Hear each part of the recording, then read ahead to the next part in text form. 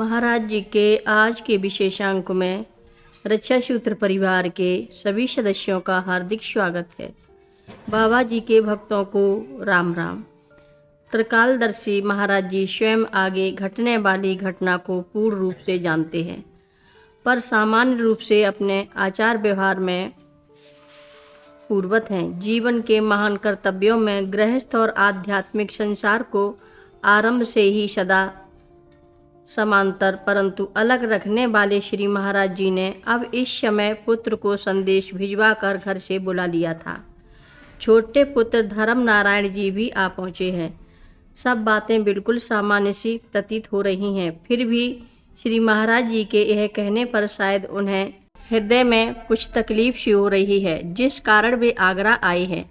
वे लोग doctor KS. Mathur के घर चेकअप के लिए पहुंच गए, जो कि उस समय आगरा मेडिकल कॉलेज के सुप्रसिद्ध प्रोफेसर थे। डॉक्टर माथुर का सारा परिवार श्री महाराज जी के प्रति समर्पित व आगाध भक्त था।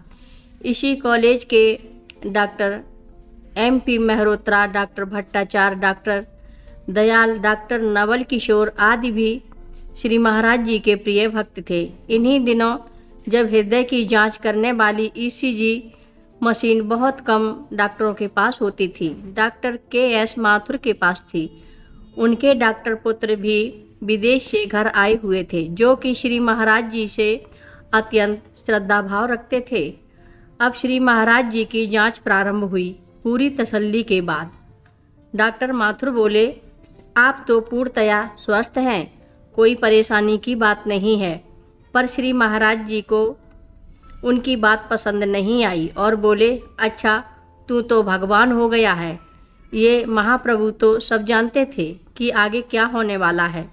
डॉक्टर माथुर विश्वास दिलाते हुए बोले, मेरे पास अमेरिका से आई हुई यह मशीन झूठी नहीं हो सकती। पर श्री महाराज जी कहते रहे, तू गलत कहता है, हमें दिल की बीमारी है। डॉक्टर माथुर भी मन ही मन मुस्कुराते हुए सोचने लगे कि महाराज जी की लीला महाराज जी ही जाने। फिर भी समझाते हुए बोले, बुढ़ापे में शरीर का खून गाढ़ा हो जाता है, जिससे घबराहट जैसे महसूस होती है। फिर एक विशेष दवा की बहुत सारी गोलियां देते हुए समझा दिया कि उन्हें कैसे खानी है। पर मनमौजी महाराज जी महाप्रभु ने गोलियां तो रख लीं, पर खाई एक भी नहीं। डॉक्टर माथुर के पुत्र श्री महाराज जी से प्यार से बोले, आज यहीं रुक जाइए महाराज जी। महाराज जी मुस्कुराकर बोले, फिर आऊँगा, और तुरंत खड़े होकर चल दिए। फिर वापस जगमोहन शर्मा जी के घर पहुंच गए।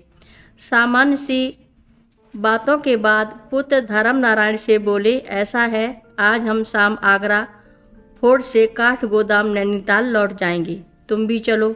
छोटे पुत्र धर्म नारायण जी चौंक कर बोले, आज ही मैं कैसे जाऊं, ना कपड़े लाया हूँ, ना कुछ तैयारी है। फिर आज मेरे चीफ कंजर्वेटर मुख्य वन रक्षक भी आने वाले हैं। श्री महाराज जी को सब पता था कि आज आध्यात्म जगत और गृहस्थ जीवन के कर्तव्यों का निर्वहन अब एक साथ ही होना है।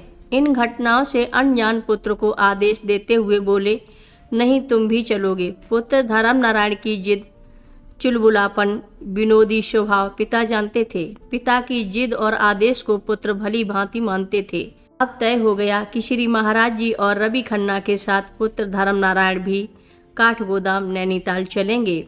उधर आगरा गोकुलपुरा हवेली में अम्मा को न जाने क्यों 2-3 दिनों से अजीब जैसी बेचैनी घबराहट हो रही थी। मन बहुत उदास था, सपने भी अजीब अजीब आ रहे थे। वे मन को समझाती जा रही थीं, पर न जाने क्यों मन बुरे बुरे विचार आ रहे थे। इधर कुछ माह पूर्व भी छोटी बहू ने एक पुत्री को जन्म दिया था। नन्ही सी पुत्री का नाम पड़ा था भावना। बहू बच्चों के साथ आध्यात्मिक व्यस्त हो गई थी।